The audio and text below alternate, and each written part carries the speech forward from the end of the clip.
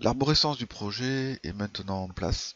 Nous allons pouvoir démarrer dans un premier temps l'analyse de la maquette et puis mettre en place l'ensemble des réseaux aéroliques, hydrauliques et électriques.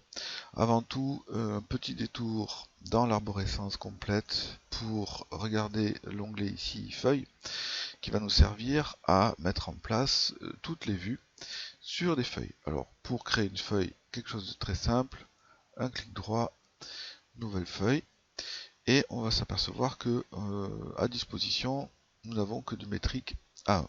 Bon, pour pouvoir charger d'autres types de cartouches, il est possible de venir ici dans Charger, et nous nous retrouvons en fait dans l'ensemble des familles de Revit.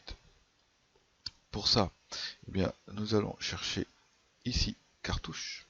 Et nous apercevons que nous avons plusieurs cartouches à disposition.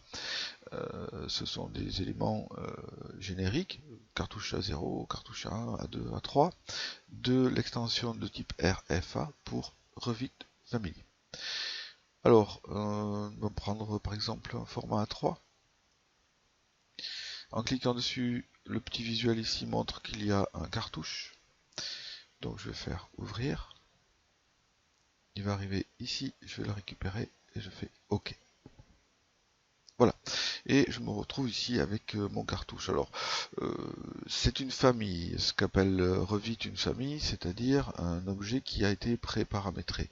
Il est totalement possible de le modifier, ça nous le verrons dans une seconde partie.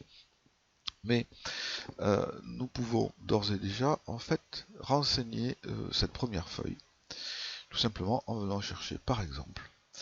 Alors, je ne double-clique pas sur le fichier, mais je viens chercher dans Coordination 3D général ici, je clique, je maintiens appuyé, je relâche, et ici, il va me mettre en place le bâtiment, voilà, en 3D. Voilà comment je vais pouvoir renseigner mes feuilles pour pouvoir faire des impressions. Des numéros ici apparaissent, des échelles, des choses comme ça, nous le verrons évidemment dans Global. Pour en terminer avec la collaboration ici de projet. Maintenant, nous allons passer à l'analyse de la maquette.